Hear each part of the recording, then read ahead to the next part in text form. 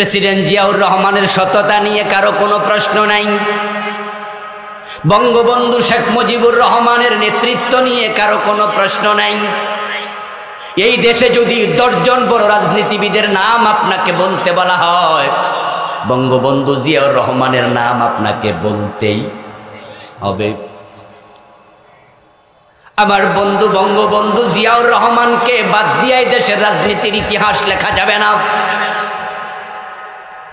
আওয়ামী লীগের লোকেরা গত 15 বছর দেশ চালাইছে, তারা খালেদা জিয়ার বিরুদ্ধে মামলা দিয়েছে, তার ছেলে তারেকের বিরুদ্ধে মামলা দিয়েছে, কত সমালোচনা করেছে, কিন্তু জিয়াউর রহমানের ব্যাপারে আওয়ামী লীগাররাও সমালোচনা করে না, কারণ তিনি সত্যি একজন দেশপ্রেমিক সৎ মানুষ ছিলেন।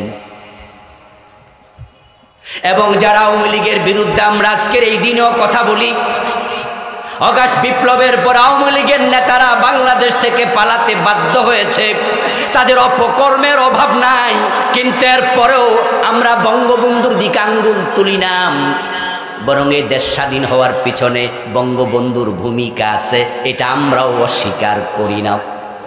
তিনি সোনার বাংলা বানাতে চেয়েছেন, পারেন নাই, যোগ্য নেতা ছিলেন। জিয়াউর রহমান সোনার বাংলা বানাতে পারেন নাই, সৎ নেতা ছিলেন। এরশাদ পারে নাই, খালেদা জিয়া পারে নাই, শেখ হাসিনা পারে নাই, কেউ পারবে না, কারণ তারা কোরআন দিয়ে দেশ চালায় না। নবী মোহাম্মদ যদি না পারে কোরআন ছাড়া 23 বছরে, তোমরা 2300 বছরেও পারবা না। যদি কোরআনের আলোকে দেশ চলে, সোনার বাংলা হতে 2 যুগ লাগবে না।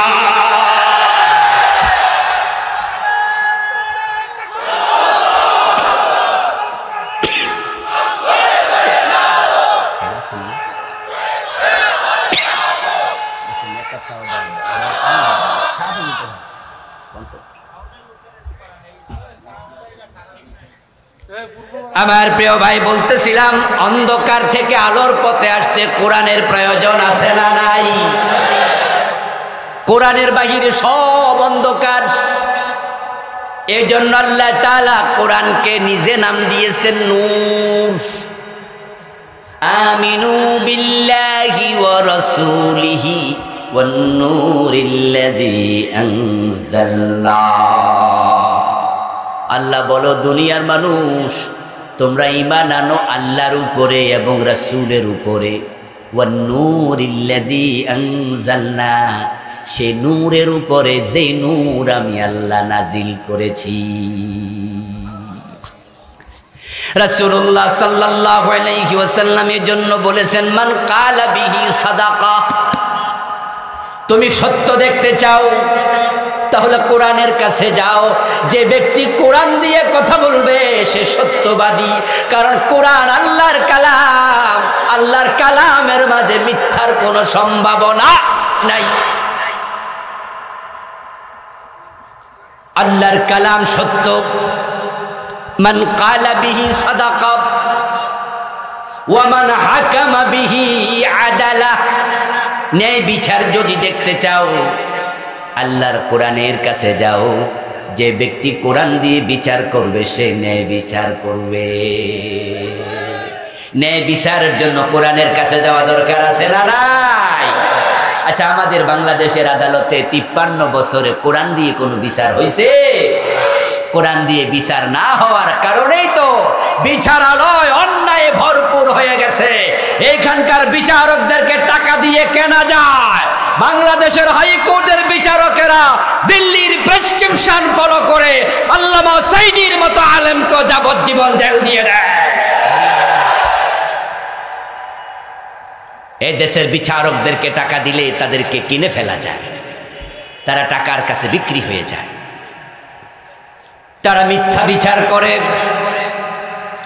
আল্লামা সাইদি রাহিমাহুল্লাহকে নিয়ে যে স্কাইফি কেলেঙ্কারির ভিডিও ফাঁস হয়েছিল, অডিও ফাঁস হয়েছিল, স্কাইফি কেলেঙ্কারির অডিও রেকর্ড আপনারা ফেসবুকে, ইউটিউবে শুনেছেন।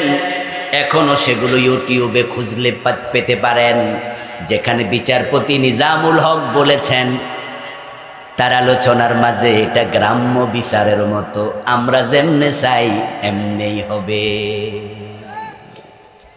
গ্রাম্য বিচার বোঝেন তো? গ্রামে যখন সালিশ বসে ওখানে কি সংবিধান ফলো করে বিচার হয়? গ্রামে যেখানে সালিশ বসে ওখানে কোনো সংবিধান দেখে বিচার হয় না, কোনো আইনের বই দেখে বিচার হয় না। গ্রাম্য মাতবরেরা যেদিকে যায় বিচার সেদিকে হয়ে যায়, ঠিক না? গ্রাম্য সালিশে যদি চেয়ারম্যান মেম্বার উপস্থিত থাকে তাইলে চেয়ারম্যান মেম্বার যে পক্ষ নেয় ওই পক্ষই জিত। এটা ন্যায় হলো জিত, অন্যায় হলেও জিত। অন্য যারা আছে তারা শুধু দর্শকের ভূমিকা রাখে। গ্রাম্য বিচারে যেমন কোনো কিছু ফলো করা হয় না, আইন মানা হয় না, সেখানে গায়ের জোর প্রাধান্য পায়। বিচারপতি নিজামুল হক বলেছেন এটা গ্রাম্য সালিশের মতো, আমরা যা করি তাই হবে, এবং সেটাই হয়েছে। তারা যুদ্ধাপরাধের যে মামলাগুলো চালাইছে, 11 জন নেতাকে হত্যা করেছে, সবগুলো মামলা মিথ্যা মিথ্যা মিথ্যায় ভরপুর ছিল, সবগুলো মিথ্যায় ভরপুর ছিল। আমার দোস্ত, যে 2 জন মন্ত্রীকে তারা যুদ্ধাপরাধের মামলায় ফাঁসি দিল, এই 2 জন মন্ত্রীর 5 বছরের মন্ত্রিত্বকালীন সময় তো আমাদের চোখের সামনে। তাদের অপরাধ কি ছিল?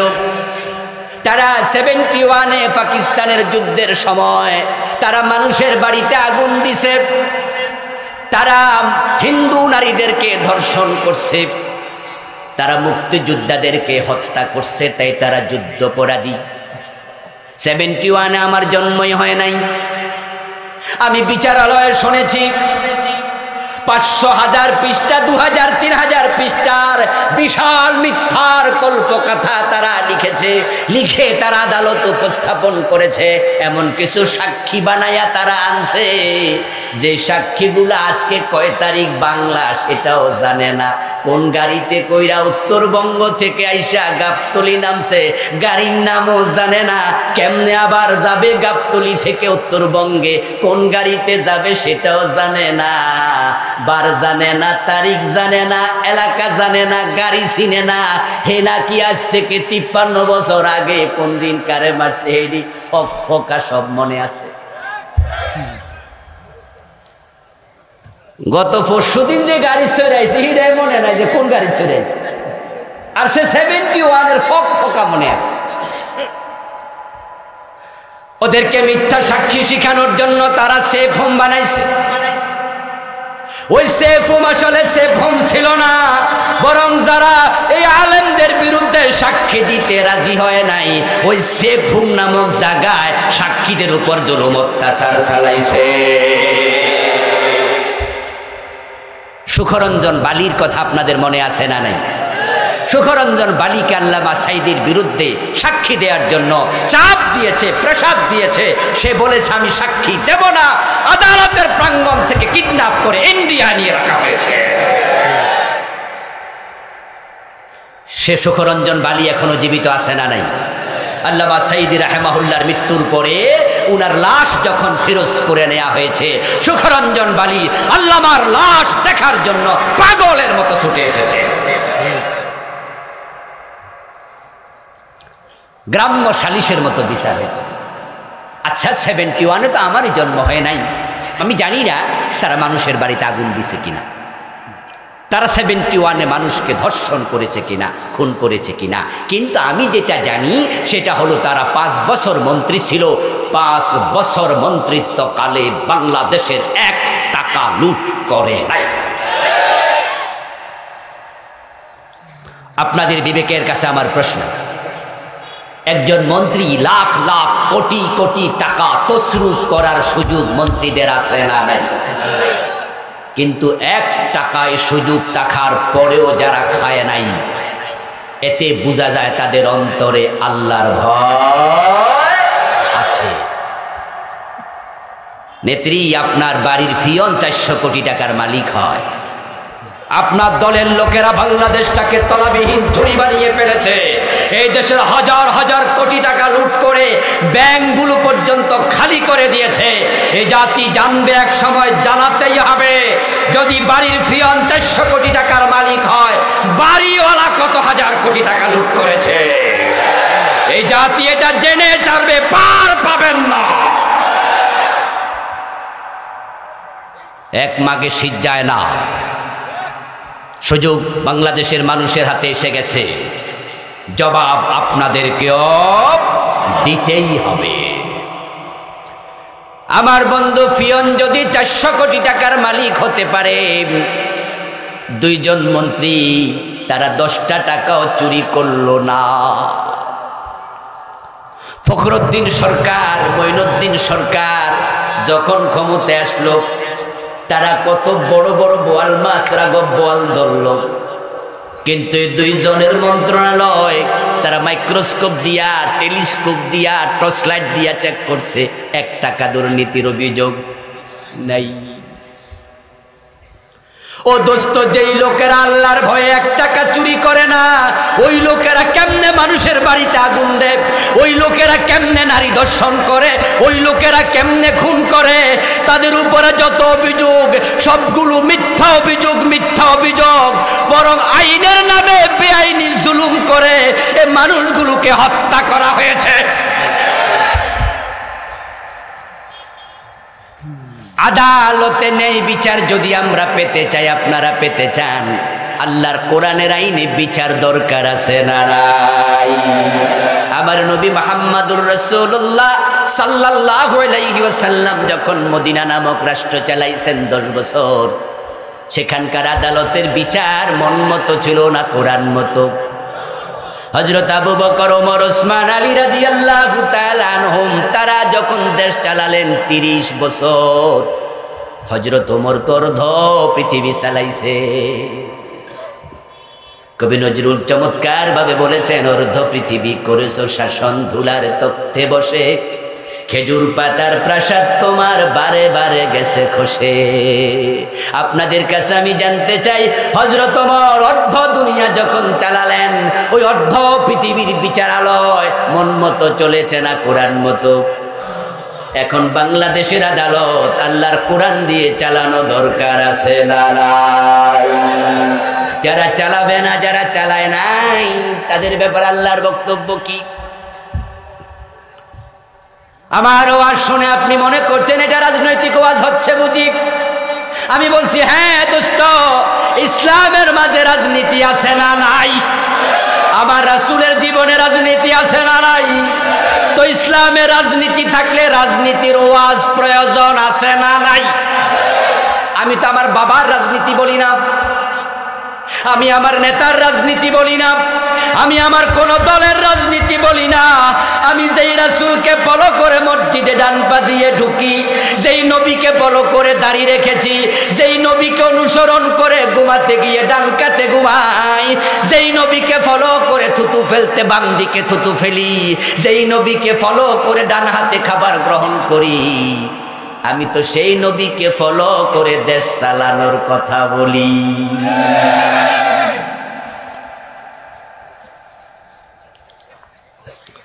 ও মুসলমান, আপনি যদি রাসূলুল্লাহ সাল্লাল্লাহু আলাইহি ওয়াসাল্লামের আদর্শ মানেন, তাহলে কোরআন দিয়ে কেন দেশ চলবে না, আদালত চলবে না?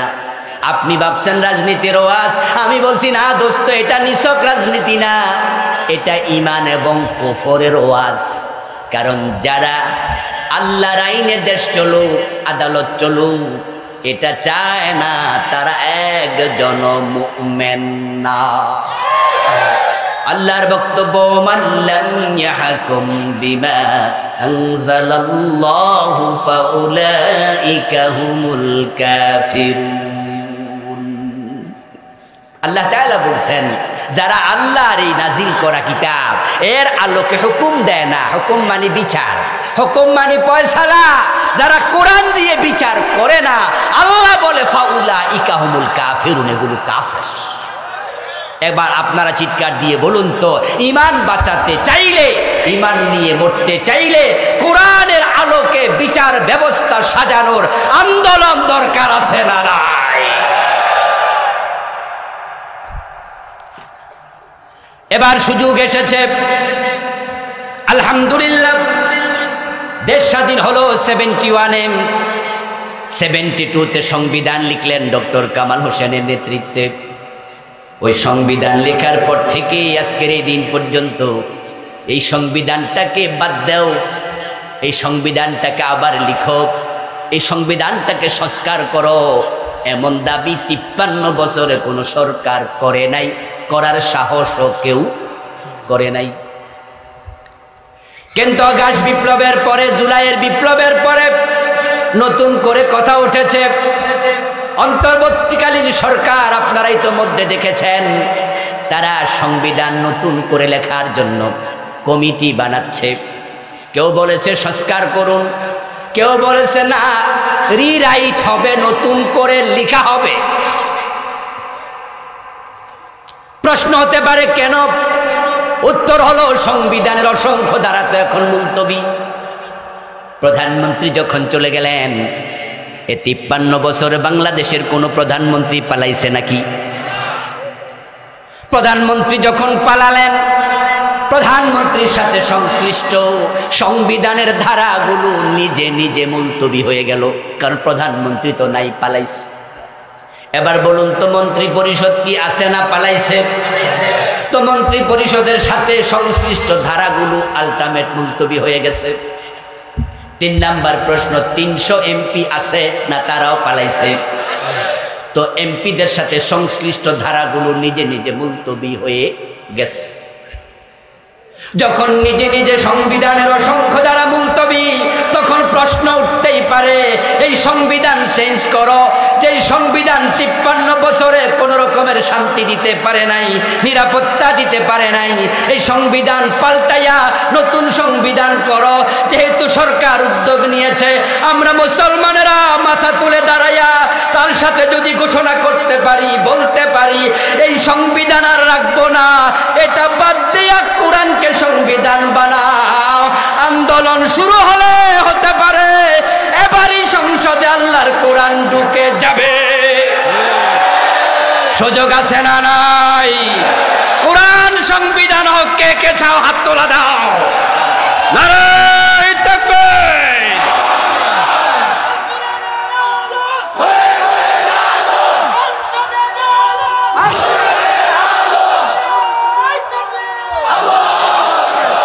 আমার প্রিয় ভাইয়েরা, রাসূলুল্লাহ সাল্লাল্লাহু আলাইহি ওয়াসাল্লাম যে যুগে পৃথিবীতে এসেছিলেন, ওই যুগের মানুষগুলো না খেয়ে থাকতো অনেকেই।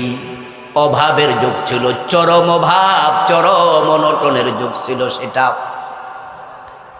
সাহাবাদের মাঝে 2 দিন 3 দিন না খেয়ে উপোস থেকেছে এমন সাহাবী অসংখ্য ছিল। মসজিদে নববীর পাশেই তো বারান্দা ছিল, ওই বারান্দাতে সুপ্পা নামক জায়গা, বারান্দার অংশ, সেখানে 70 জন সাহাবী এমন ছিল যাদের থাকার ঘরটাও নাই। ঘর নাই, বাড়ি নাই, বিয়ে করার সামর্থ্য নাই, এমন সাহাবী ছিল অনেক। 3 দিন উপাস, 5 দিন উপাস, এমন অনেকে ছিল। খন্দকের যুদ্ধে যেদিন রাসূলুল্লাহ পরিখা খনন করছিলেন, আমার রাসূলের পেট পিঠের সাথে লেগেছিল। ওই ক্ষুধার যাতনায় পেটে পাথর বেঁধেছে, এমন হাদিসও আছে। কিন্তু আপনি দেখেন ইসলাম আসার পরে সমৃদ্ধি কিভাবে এসেছে। অনেকে মনে করে ইসলাম যদি আসে তাহলে তো সুদ বন্ধ হয়ে যাবে, আর সুদ যদি বন্ধ হয় বিশ্ব ব্যাংক ঋণ দেবে না, এশিয়ান ডেভেলপমেন্ট ব্যাংক এডিবি ঋণ দেবে না, আইএমএফ ঋণ দেবে না। আর বিশ্ব ব্যাংক, আইএমএফ, এডিবি, আইডিবি এগুলো যদি ঋণ না দেয়, বিদ্যুতের সংস্কার হবে কেমনে, রাস্তাঘাট সংস্কার হবে, মেরামত হবে কেমনে, নতুন করে বানাবেন কেমনে, দেশ আরো পিছিয়ে যাবে। তাই তারা ইসলামের কথা শুনলে ভয় পায়। আমি বলবো দোস্ত, দেখো ইসলাম যখন আসবে চুরি ডাকাতি বন্ধ হয়ে যাবে, দেশের টাকার বাহিরে পাচার হবে না, সৎ নেতারা দেশ চালাবে। দেশের টাকা দেশে কাজে লাগাও, দেশের টাকা পাচার না হলে 15-20 বছর পরে দেশের চেহারা পাল্টে যাবে।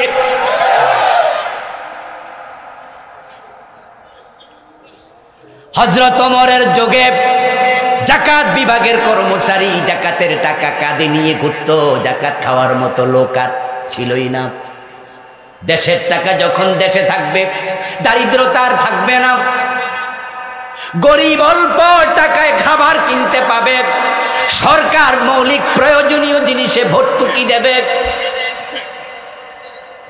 দেশের টাকা যদি বিদেশ পাচার না হয়, দেশের টাকা দেশে কাজে লাগবে। আপনাদের যে রাস্তাটা এখান দিয়ে গেল সামনের দিকে, এই রাস্তায় যদি 5 কোটি টাকা বাজেট হয়, আর কন্ট্রাক্টরকে এইখানকার এমপি বলে দেয় তুমি ব্যবসা করো, অসুবিধা নাই, পুঁজি যেহেতু খাটাইছ, তবে 10% 15%-এর বেশি ব্যবসা করা যাবে না, বাকি 90% 85% টাকা রাস্তায় লাগাও। যদি রাস্তায় 85% 90% টাকা লাগানো হতো, তাহলে একটা রাস্তা একবার বানানোর পর আগামী 20 বছর বানানোর প্রয়োজন আর হতো না। কিন্তু আমাদের অবস্থা হলো, যখনই 100 কোটি টাকা বাজেট হয় বড় কোনো প্রজেক্টে, তখন যিনি নেতা তিনি বলে দেয় কন্ট্রাক্টটা তোমারে দিমু, তবে 10% আমারে দিও। শুরুতে 10 কোটি শেষ। তারপরে এবার যেই অফিসারের সাইনে হবে বাজেট চালু, টাকা চালু, উনি বলে আমারে 5% দাও, 5 কোটি এখানে শেষ। বাড়িতে আইতে আইতে দেখা যায় 50 কোটি ফতেই শেষ। 100 কোটির মাঝে 50 কোটি রাস্তায় শেষ হয়ে পথে ঘাটে শেষ। তারপরে কন্ট্রাক্টর ভাবে সবাই যদি খায় আমি খাবো না কেন, সুযোগ জীবনে বারবার আসে না। তখন শেখ হয়ে বসে এবার অর্ধেক 100 কোটি টাকা বাজেট, কাজ হয় 25 কোটি। এমন কাজ হয় রাস্তা শেষ হওয়ার আগে চামড়া থাকে না। যেখানে ব্রিজের মাঝে রড দেয়া দরকার, রড কেনার টাকা নাই, বাঁশ ঢুকাইয়া দেয়। দেখা যাচ্ছে যে 3 থেকে 5 বছর পরে এই রাস্তা আবার বাজে। এরকম হলে দেশ আগাবে কেমনে? আসলে ভাই, আমার দেশটা সত্যি সোনার বাংলা। রবীন্দ্রনাথ ঠাকুর যে আমার সোনার বাংলা লিখেছিলেন, আমার মনে হয় তিনি ব্যাঠিক কিছু লিখেননি। কারণ তিনি তো বিলেতে লেখাপড়া করেছেন। তিনি বিলেতে লেখাপড়া করার কারণে তিনি দেখেছে যে বিলেতে কোনো ফ্যান নাই, লন্ডনে কোনো ঘরে বৈদ্যুতিক পাখা নাই, কারণ ও দেশে শীত বেশি, ঘরে হিটার আছে। 4 থেকে 5 মাস পুরা লন্ডন বরফের নিচে ঢাকা থাকে। ওই 5 মাস ফল ফসল কিচ্ছু হয় না। আমিও গিয়েছি ইউরোপ আমেরিকার অনেকগুলো দেশে, আল্লাহ সুযোগ দিয়েছে, আরাবিয়ান কান্ট্রি। আমি আমেরিকাতে গিয়ে এমন সময় গেলাম, গিয়ে দেখি নভেম্বর মাসে আমার নাকের ভিতরে রক্ত জমে গেছে। আমি আমাদের ভাইদেরকে বললাম এত শীত সহ্য করেন কেমনে? আমারে বলে হুজুর শীত তো ডিসেম্বরে আসবে, এখন তো শীত আসেই না। যদি আপনি থাকেন দেখবেন। আমি বললাম আল্লাহ যেন না দেখায়। 10 দিন থেকে আমি চলে এসেছি, এত প্রচন্ড শীত, আমি অসহ্য। আমাকে বললেন যে হুজুর এমন বরফ পড়ে 2.5 থেকে 3 ফিট উঁচু হয়ে যায় রাস্তা। আমাদের গাড়িগুলো কোনোটা আছে অর্ধেক, কোনোটা পুরা বরফে ঢেকে যায়। ওই 5 মাস 4 মাস ফল নাই, ফসল নাই, কিচ্ছু উৎপাদন হয় না। এই যে গাছ গাছালির একটা পাতা থাকে না। আমি প্রশ্ন করতে চাই, আমেরিকা ইউরোপে এই তার্কিতে গিয়েছিলাম গত আগস্টে, তার্কিতে গিয়ে দেখি সবগুলো ঘরের ছাদ এরকম ক্রাফট করে। 199টা ঘরের ছাদ এরকম ক্রাফট। আমাদের দেশের ছাদ হলো ফ্ল্যাট। আমি জিজ্ঞাসা করলাম আমাদের বাংলাদেশি ভাইদেরকে যে আপনাদের ঘরের ছাদ এরকম এমন কেন সব বিল্ডিংয়ে? বলে 3 থেকে 4 মাস বরফে ঢেকে যাবে। যদি এভাবে হয় বরফ গলতে দেরি হবে, এভাবে দিলে বরফ তাড়াতাড়ি গলে। তারিকিতে বরফ থাকে 3 থেকে 4 মাস। আমেরিকার অসংখ্য অঙ্গরাজ্য বরফের নিচে থাকে 4 থেকে 5 মাস। ইউরোপে থাকে 3 থেকে 4 মাস। সোনার বাংলা 12 মাস ফসল ফলে। এত দারুণ আবহাওয়া পৃথিবীর কম দেশে আছে। একজন কবি বলেছিলেন এমন দেশটি কোথাও খুঁজে পাবে না কো তুমি, সকল দেশের রানী সেজে আমার জন্মভূমি। আমার কাছে তাই মনে হয়েছে, আম খাওয়ার পরে আমের বিচিটা ফেলে দিয়ে চলে যান, 2 মাস পরে নিজে নিজে গাছ হয়ে যাবে। 2 বছর পরে গাছে আম ধরবে, লাউ পচে গেছে রাস্তার পাশে ফেলে দেন, ওই পচা লাউ পাখি খাবে, পাখি আবার পায়খানা করবে, লাউয়ের দানা বের হয়ে নিজে নিজে গাছ হয়ে লাউ ধরে। এই সেই বাংলাদেশ। আমেরিকা যদি ধনী হতে পারে, ইউরোপ ধনী হতে পারে, সোনার বাংলা কেন হবে না? শুধুমাত্র সমস্যা আমরা অসৎ নেতা পেয়েছি, তারা চুরি করার কারণে দেশটা ফতুর হয়ে গেছে।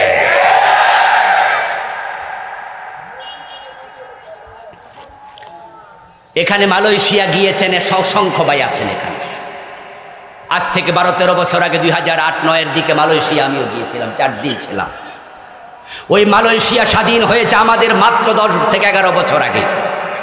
মাহাতির মোহাম্মদের মতো সৎ নেতা পাওয়ার কারণে আজকের মালয়েশিয়া পৃথিবীর বুকে মাথা তুলে দাঁড়িয়েছে। কুয়ালালামপুরে নামার পরে আমি বিশাল বড় বড় হাই রাইজ বিল্ডিং দেখে একটু শখ হলো যে গণি কত তলা, দেখি তালা গইনা শেষ করা যায় না। 50 তালার উপরে কুয়ালালামপুরে বিল্ডিং আছে 100-র বেশি, অথচ আমার বাংলাতে 50 তালা একটা বিল্ডিংও নাই। কেমনে হবে? দেশের টাকা লুট করে যারা বিদেশ পাঠায়। আল্লাহর কোরআনের কাছে ফিরে আসো, দেশটা কোরআনের আইনে চালাও, আর সৎ নেতাদের হাতে তুলে দাও। সোনার বাংলা হতে বেশি দিন লাগবে না। শান্তি সমৃদ্ধির প্রয়োজনে আমরা আল্লাহর কোরআনের কাছে ফিরে আসতে চাই। আল্লাহ তাআলা রাসূল বলছেন, খায়রুকুম মান তাআল্লামাল কুরআনা ওয়া আল্লামা। এই কোরআন যারা পড়বে, কোরআন যারা মানুষকে পড়াবেন, কোরআন যারা শিখবে, কোরআন যারা মানবে, আমার রাসূল বললেন তারা হলো সমাজের সবচেয়ে ভালো মানুষ।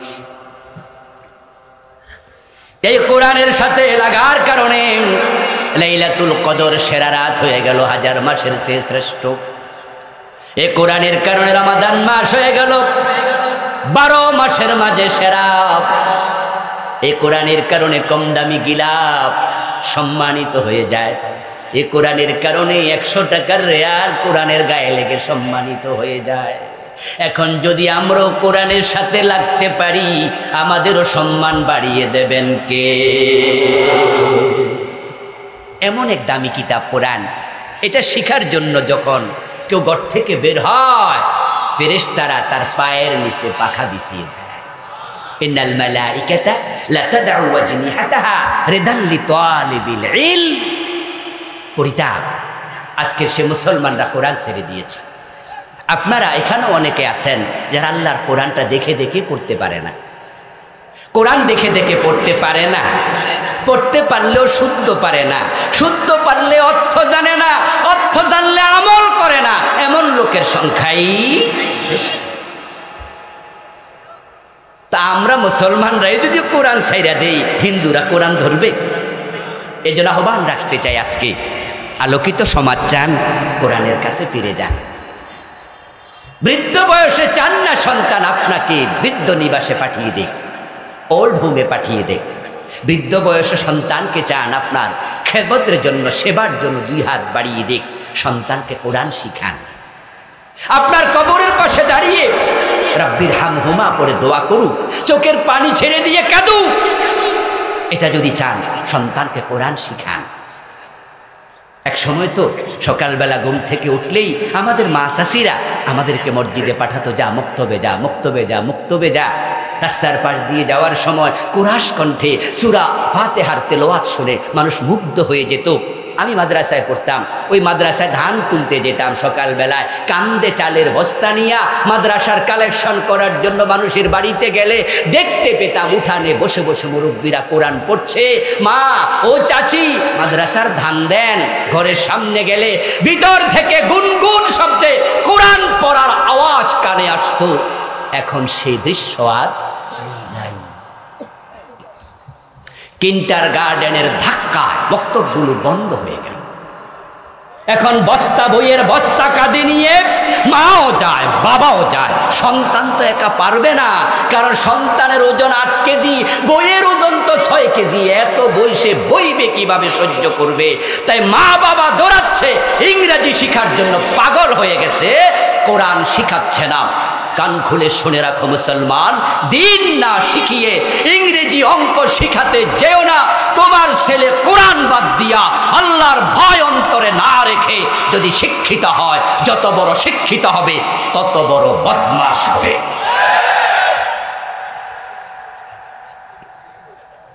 ইংরেজ পণ্ডিত স্ট্যানলি হাল এই কথাটা বলেছিলেন, if you teach your children 3 years, you live 4 years, you will be get 5th year, that is rascality. Stanley Hall বলেন, তুমি যদি তোমার সন্তানকে 3টি আর শিখাও, রিডিং, রাইটিং অ্যান্ড এরিথমেটিক, লেখা শিখালে, পড়া শিখালে, অঙ্ক বিজ্ঞান ভূগোল শিখালে, কিন্তু you leave 4th year religion, তুমি তাকে ধর্মীয় জ্ঞান দিলে না, তাকে তুমি কোরআন হাদিস শিখালে না, অপেক্ষা করো, you will be get 5th year, that is rascality. তোমার সন্তান দ্বীনি শিক্ষা না শিখে, কোরআন হাদিস না শিখে যত বড় শিক্ষিত হবে তত বড় রাস্কেল হবে। রাস্কেল মানে বদমাশ। সেটাই হচ্ছে। ইসলামী শিক্ষা হোক আপনার সন্তানের জীবনের ফাউন্ডেশন।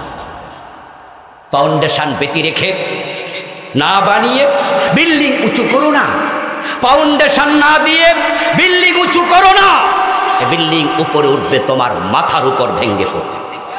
কোরআন হাদিস না শিখিয়ে সন্তানকে উচ্চ শিক্ষিত বানায় না, তোমার সন্তান হতে পারে তোমাকে ওল্ড হোমে রেখে চলে আসবে, বৃদ্ধ নিবাসে রেখে আসবে। সেটাই হচ্ছে। এজন্য আসুন কোরআনের দিকে পাগলের মতো ছুটে আসুন। একটা সন্তান মিনিমাম রেখে যান, আপনার মৃত্যুর পর যেন আপনার জানাজার ইমামতি করতে পারে। মসজিদের হুজুর যাবে, লাশ সামনে নিয়ে পড়বে আল্লাহুম্মা গফিরলি হাজ্জিনা ওয়া মাইয়িতিনা ওয়া শাহিদিনা। হুজুরের দোয়াটা আসবে মুখ থেকে, ও আল্লাহ ক্ষমা করে দাও এই মাইয়িতকে। আর যদি সেই ইমামের জায়গায় আপনার কলিজার টুকরা সন্তান দাঁড়ায় ইমামতি করে, তার দোয়াটা আসবে তার কলিজার ভিতর থেকে। এজন্য আসুন আমরা ব্যক্তি জীবন, পারিবারিক জীবন, রাষ্ট্রীয় জীবন, আন্তর্জাতিক জীবন, আমরা থাকবো যেখানে কোরআন থাকবে সেখানে কোরআনকে সঙ্গী বানাতে চাই, পরিবার দেশ চালাতে চাই, কোরআন দিয়ে সংসদ ভবনকে সাজাতে চাই, এ কোরআন দিয়ে আদালত সাজবে, কোরআন দিয়ে বিচার হবে। রাষ্ট্র যদি কোরআন দিয়ে চলে, শান্তির সলগু দ্বারা আবার প্রবাহিত হবে ইনশাআল্লাহ। কোরআন আসার সেই যুগের নাম তামাম দুনিয়ার সব মানুষ মিলে আইয়ামে জাহিলিয়া বলে নামকরণ করলো। যেই যুগে কোরআন আসলো, ওই যুগের নাম দুনিয়ার মানুষেরা দিল অজ্ঞতার যুগ, বর্বরতার যুগ, তমসার যুগ, অন্ধকারচ্ছন্ন যুগ। এর মানেই হলো সে যুগে কোনো সভ্যতা ছিল না, মানুষগুলো চরম অসভ্য হয়ে গিয়েছিল। ছেলে মেয়ে, মা বাবা এক টেবিলে বসে তারা মদ পান করত। চরিত্রহীনা নারীর কাছে বাবা যেত, বাবা চলে আসার পরে সন্তান তার ছেলেটা ওই নারীর সঙ্গ নিত। কোন সুন্দরী যুবতী যদি একা একা 2-4 কিলোমিটার রাস্তা হেঁটে যেত, কয়েকবার দর্শিতা হওয়া লাগতো। শুধুমাত্র সুন্দরীদের ইজ্জত তারা কেড়ে নিত না, তার গলার চেইন, কানের দুল, নাকের ফুল, হাতের বালা কেড়ে নিয়ে যেত। শুধু ইজ্জত এবং সম্পদ কেড়ে নিত না। ওই যুগের মানুষগুলো এতটাই অমানুষ হয়ে গিয়েছিল, কোলের সন্তানটা পর্যন্ত নিরাপদ ছিল না। কোলের সন্তানটাও মায়ের কোল থেকে কেড়ে নিয়ে তারা বাজারে দাস বানিয়ে বিক্রি করে দিত। বাজারে মানুষ বিক্রি হতো।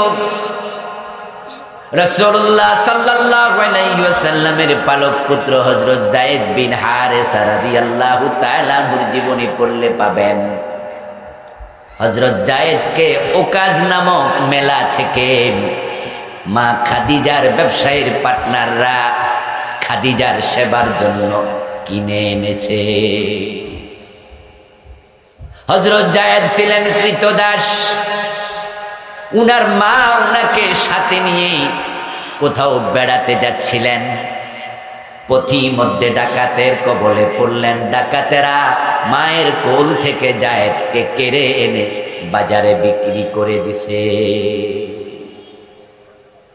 ওই যুগের মানুষগুলো এতটাই অসভ্য ছিল, হিংস্র ছিল যে মেয়ে শিশু জন্ম নিত, মেয়ে হওয়ার অপরাধেই বাবা নিজের মেয়েটাকে জীবিত কবরে দাফন করে দিত। আল্লাহ তাআলা বলেন, কিতাবুন আনজালনাহু ইলাইকা, ও প্রিয় নবীজি, এই কিতাব আমি আপনার কাছে নাজিল করলাম, লিতুখরিজান নাসা মিনাজ-জুলুমাতি ইলান নূর, আপনি অন্ধকারে ডুবে থাকা মানুষগুলোকে এই কিতাবের মাধ্যমে আলোর পথ দেখায়া দেন। সুবহানাল্লাহ। অন্ধকারে ডুবে থাকা মানুষগুলোকে আলোর পথ দেখানোর জন্য আল্লাহ তাআলা এই কিতাব নাজিল করলেন। রাসূলুল্লাহ সাল্লাল্লাহু আলাইহি ওয়াসাল্লাম এই কিতাব নিয়ে মানুষের বাড়িতে গেলেন। আবু বকর সিদ্দিক বললেন, এই কিতাব গ্রহণ করতে আমি রাজি। মা খাদিজা বললেন, আমিও রাজি। হযরত আলী বললেন, আমি রাজি। রাসূলুল্লাহর পালক পুত্র যায়েদ বলেন, আমি রাজি। এইভাবে ১৬ লাখের মতো সাহাবী তারা অন্তঃকরণ থেকে কোরআনকে গ্রহণ করল। যখন মানুষগুলো আল্লাহর কোরআন মেনে চলতে শুরু করলো, জাহিলিয়াতের যুগ ১০০% পরিবর্তন হলো। এটার নতুন নাম রাসূল রাখলেন খায়রুল কুরুন। সুবহানাল্লাহ। যেটাকে দুনিয়ার মানুষ বলে ইয়ামে জাহিলিয়া, প্রিয় নবীজি ইন্তেকালের আগে বলেন খায়রুল কুরুনি করনি, তোমরা আমার যুগের নাম দিয়ে অন্ধকার যুগ। আমি নবী মুহাম্মদ বললাম নাম, আমার যুগ এখন আর অন্ধকার যুগ নাই, আমার যুগ হয়ে গেল দুনিয়ার সবচেয়ে সেরা যুগ। সুবহানাল্লাহ। এখন আর মানুষ চুরি ডাকাতি করে না, অন্যের সম্পদ এখন আর কেড়ে নেয় না, ইজ্জতে হাত দেয় না, বরং এখন আবু বকর, ওমর, উসমান, আলী, তালহা, জুবাইর, সাদ বিন আবি ওয়াক্কাস, হাসান, হুসাইন, ইবনে আব্বাস, ইবনে মাসউদ, ইবনে ওমর তৈরি হয়েছে। এমন কিছু মানুষ এখন আমি তৈরি করেছি এই কোরআনের মাধ্যমে, যারা অন্যের ইজ্জত লুট করবে দূরের কথা, অন্যের ইজ্জত রক্ষার জন্য এখন প্রয়োজনে নিজের জীবন দিয়ে দেয়। এখন তারা নিজেরা না খেয়ে অন্যকে খাওয়ায়, কারো খাবার কেড়ে নেয় না। অথচ জাহিলিয়াতের যুগে চুরি এবং ডাকাতি তাদের পেশায় পরিণত হয়েছিল। চোর বুক ফুলিয়ে পরিচয় দিত, আমি চুরি করি। ডাকাত বুক ফুলিয়ে পরিচয় দিত, সে ডাকাতি করে।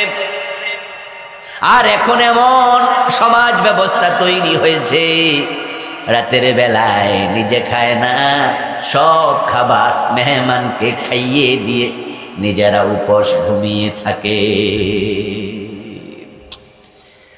কোরআন এমন এক স্বর্ণ যোগ এনে দিয়েছে, যেই যোগ পৃথিবীর মানুষ কোনোদিন দেখেনি, কোনোদিন আর দেখবে না।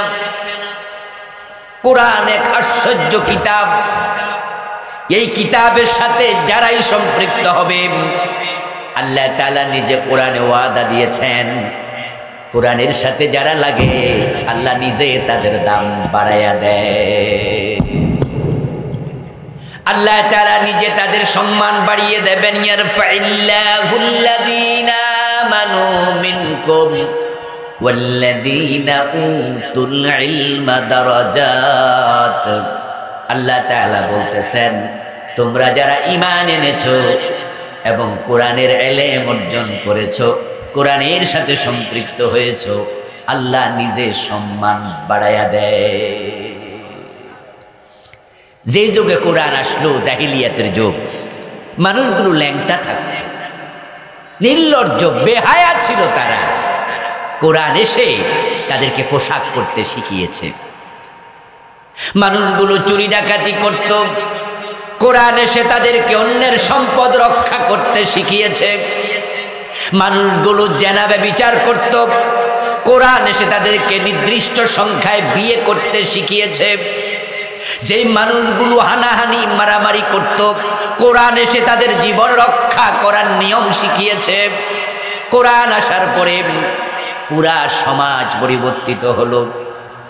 সমাজে শান্তির ফল্গু ধারা এমনভাবে প্রবাহিত হতে শুরু করলো, অর্ধ দুনিয়ার সম্রাট ওমরের যুগে আমরা দেখেছি হযরত ওমর গাছতলায় একা একা ঘুমায়া থাকেন, বডিগার্ডের কোনো প্রয়োজন আর নাই। এ কিতাব আমাদের কাছে এখনো আছে। বাংলাদেশে 92% মুসলমান, কিন্তু এই কিতাব আছে, কিন্তু কিতাবের ধারণকারীরা এখন নাই। না থাকার কারণে বাংলাদেশেও মানুষের ব্যাংকের টাকা লুট হয়ে যায়। নেত্রী বলে তার বাড়ির ফিয়ন নাকি 400 কোটি টাকার মালিক। এ কোরআন আছে এই দেশে, কিন্তু আজকে ধারণকারীরা নাই, যার কারণে ব্যাংকের টাকা লুট হয়ে যায়। বিদেশে এখন কানাডায় বাংলাদেশের টাকা দিয়া আমাদের নেতারা বেগম পাড়া বানায়। ইসলামী ব্যাংকের 18টা শাখা থেকে শুধু এস আলম গ্রুপ টাকা লুট করে বিদেশে পাচার করেছে 80,000 কোটি। আমার প্রিয় ভাইয়েরা, এখন ব্যাংকে গেলে 10 লাখ টাকার চেক রিফিউজ হয়। একসাথে 10 লাখ টাকা দেওয়ার সামর্থ্য অনেক ব্যাংকের নাই। এই যে আলম গ্রুপ 80,000 টাকা লুট করলো, 80,000 কোটি টাকা লুট করলো। এই 80,000 কোটি টাকার মাঝে ইসলামী ব্যাংকে রিকশাওয়ালার অ্যাকাউন্ট আছে না নাই? সারাদিন গায়ের ঘাম পানি করে লোকরা টাকা জমায়, ওই টাকা তারা লুট করে বিদেশ নিয়ে গেল। নিজের যুবতী হচ্ছে, মেয়েটা বিয়ে দেয়া লাগবে কিছুদিন পরে, তাই ভিক্ষা করা ওই মহিলাটা ফকিন্নি মহিলা, মেয়ে বিয়ে দেওয়ার চিন্তায় ইসলামী ব্যাংকে অ্যাকাউন্ট করে মাসে 1000 টাকা জমা দেয়। এমন ভিক্ষুকের অ্যাকাউন্ট ইসলামী ব্যাংকে আছে না নাই? 80,000 কোটি টাকার মাঝে ভিক্ষুকের টাকাও আছে। আমার প্রিয় ভাইয়ারা, এমনটা কেন হলো? টাকার নিরাপত্তা নেই, ইজ্জতের নিরাপত্তা নেই। সিলেটের এমসি কলেজে স্বামীর হাত থেকে কেড়ে নিয়ে তার বউকে 8 জন নরপশু উপর্যুপরি ধর্ষণ করলো। আমাদের নোয়াখালীতে ঘরে ঢুকে মা মেয়েকে একসাথে ধর্ষণ করলো। মানুষের জীবন তো এখন কচু পাতার চেয়ে কম দাম।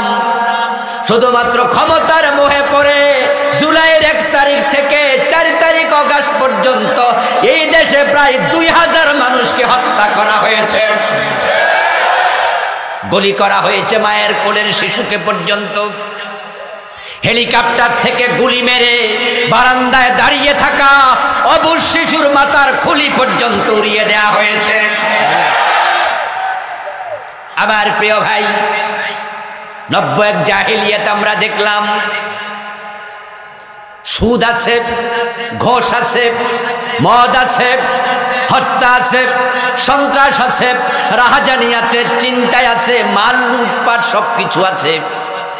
কিন্তু কোরআন ছিল না যে যুগে, ওই যুগ জাহিলিয়াত। এখন কোরআন থাকা মানতে রাজি হয় নাই। এখন কোরআন আছে গিলাপের ভিতরে, মসজিদের তাকে। কোরআন আছে হেফজখানায় ছাত্রদের কলবে। কোরআন আছে রমাদানে ইমামের পিছনে পড়ার জন্য খতম তারাবিতে। এই কোরআন সংসদে নাই, গণভবনে নাই, বঙ্গভবনে নাই, সচিবালয়ে নাই, মন্ত্রণালয়ে নাই, অর্থনীতিতে নাই, সমাজনীতিতে নাই, শিক্ষানীতিতে নাই। যার কারণে সমাজে শান্তি নাই। সমাজে শান্তি আসলে এই কোরআনকে মসজিদের তাক থেকে সংসদ ভবনে পাঠাতে হবে। আল্লাহর কোরআনকে সংসদে পাঠানো দরকার আছে না না? যদি পাঠাতে পারেন শান্তি ফিরে আসবে। কিতাবুন আনজালনাহু ইলাইক, ও নবীজি কিতাব নাজিল করেছি, লিতুখরিজান নাসা মিনাজ যুলুমাতি ইলান নূর, জাহিলিয়াতের অন্ধকারে ডুবে থাকা এ মানুষগুলোকে আলোর পথ দেখাতে। আমার রাসূল কোরআন আসার পরে তিনি মানুষকে সত্যের পথে আহ্বান শুরু করেছেন, ব্যাপারটা কিন্তু তা নয়। কোরআন এসেছিল প্রিয় নবীর বয়স যখন 40 বছর 6 মাস। স্বপ্ন যোগে ওহী নাজিল হয়েছে প্রিয় নবীর বয়স যখন 40, 6 মাস ওহী ছিল স্বপ্ন যোগে। আল্লাহর হাবিবের বয়স 40 বছর 6 মাস যখন হলো, তখন গারে হেরাতে কোরআন এসে গেল। রাসূলুল্লাহ কোরআনের দাওয়াত দিলেন, কিন্তু সত্যের দাওয়াত, ভালো কথার দাওয়াত, ভালো থাকার দাওয়াত, ভালো রাখার দাওয়াত রাসূল শুরু করেছেন হিলফুল ফুজুল সংগঠনের মাধ্যমে। রাসূলের বয়স যখন মাত্র 17। কোরআনের দাওয়াত তিনি দিয়েছেন 40 বছর পরে, কিন্তু 17 থেকে দিয়েছেন তিনি ভালো কথা, ভালো রাখা, ভালো বলার দাওয়াত। সমবয়সী যুবকদেরকে সাথে নিয়ে 17 বছর বয়সে প্রিয় নবীজি সাল্লাল্লাহু আলাইহি ওয়াসাল্লাম হিলফুল ফুজুল তৈরি করলেন।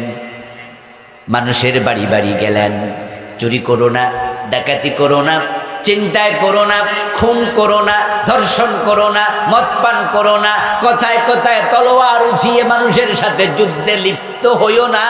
রাসূলুল্লাহ ভালো কথাগুলো বললেন, অন্যায় থেকে বিরত থাকতে বললেন। বলতে বলতে রাসূলের বয়স 40। পিছনে ফিরে তাকান, 17 থেকে 40, 23টা বছর দাওয়াত দিলাম, কিন্তু রেজাল্ট 0। একটা লোক চুরি ডাকাতি ছাড়ে নেই। চিন্তায় পড়ে গেলেন। 23 বছর মানুষকে বললাম ভালো হও, কেউ ভালো হলো না, কি করা যায়? গভীরভাবে ধ্যানমগ্ন হলেন। বাড়ি থেকে 3 মাইল দূরে জাবালে নূর পাহাড়ের গাড়ে হেরায় ভাবছিলেন কিভাবে পরিবর্তন আনা যায় মানুষের জীবনে। সেখানে আল্লাহ তাআলা রাসূলুল্লাহর কাছে কোরআন পাঠালেন, বললেন ইয়া আইয়ুহার রাসূলু বাল্লিগ মা উনজিলা ইলাইকা মির রাব্বিক ওয়া আমার রাসূল। 23 বছর তো চেষ্টা করলেন, কেউ ভালো হলো না। এখন আপনার কাছে আমি যে কোরআন পাঠালাম এটার তাবলীগ শুরু করে দেন।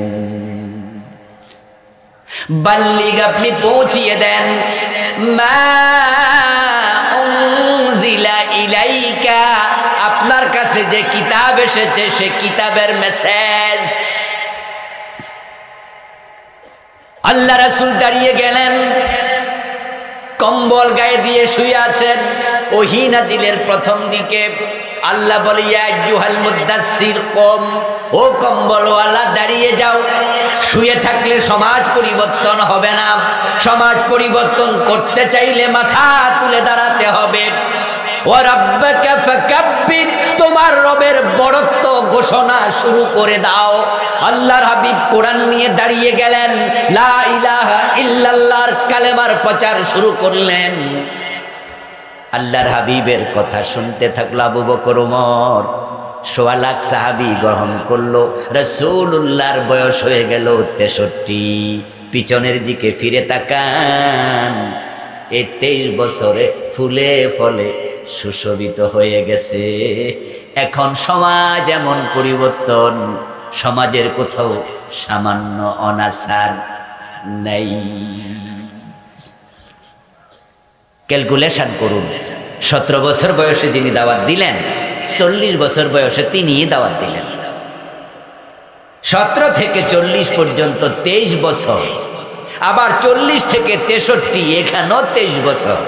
একই ব্যক্তির প্রথম 23 বছরে দাওয়াত জিরু, পরের 23 বছরে ফুলে ফলে সুশোভিত, তিনি হয়ে গেলেন দুনিয়ার সর্বশ্রেষ্ঠ মহানায়ক, আন্তর্জাতিক হিরো।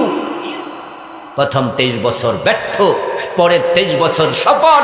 কারণ শুধু একটা, একই ব্যক্তির দাওয়াত। প্রথম 23 বছর ছিল কোরআন ব্যতীত, পরবর্তী 23 বছর পুরা ওহী নির্ভর, কোরআনের বাহিরে কোনো কথা বলে না, ওহীর বাহিরে কোনো কাজ করে না, ওহীতে যা আছে নিজে মানে, মানুষকে মানতে বলে। ওহীর মাধ্যমে পুরা পরিবর্তন হয়ে গেল। এতে প্রমাণিত হয় নবী মুহাম্মদ ওহী সারা পরিবর্তন পারেন নাই। বাংলাদেশ পরিবর্তন করতে চাইলে এই ওহীর কাছে সবাইকে ফিরে আসতেই হবে। ওহীর বিকল্প নেই। যে মুহাম্মদ ইবনে আব্দুল্লাহ প্রথম 23 বছর দাওয়াত দিলেন, তার মেধা, বুদ্ধি, প্রজ্ঞা, প্রত্যুৎপন্নমতিতা, বিচক্ষণতা, তার যেই সাহসিকতা, উদারতা, তার যত মানবিক গুণ ছিল, এগুলো 40 বছরে সেই হঠাৎ করে আল্লাহ পাঠান নাই। বরং আল্লাহ যেহেতু তাকে নবী বানাবেন, এ মানবিক গুণগুলো তার মাঝে সৃষ্টিগতভাবে আগে দিয়ে রেখেছেন। বুদ্ধির কোনো অভাব নাই, মেধার কোনো অভাব নাই, কিন্তু মেধা বুদ্ধি খাটাইয়া 23 বছর দাওয়াত দিলেন। কোরআন ছাড়া লাভ নাই। মেধা দিয়ে হবে না, বুদ্ধি দিয়ে হবে না, সমাজ পরিবর্তনের জন্য আল্লাহর কোরআন লাগবেই।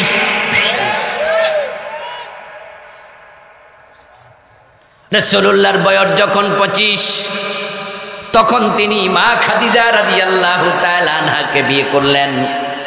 রাসূলুল্লাহর বিয়ের অনুষ্ঠানে নবুয়ত পাওয়ার 15 বছর আগে আবু তালেব বিয়ে পড়ালেন। আপন চাচা রাসূলুল্লাহর বিয়ে পড়ায়া রাসূল সাল্লাল্লাহু আলাইহি ওয়াসাল্লামের ব্যাপারে আবু তালেব এমন একটা খুতবা দিলেন। যাও, কি সাহস হলো, এগুলো আসতে দেন কেন?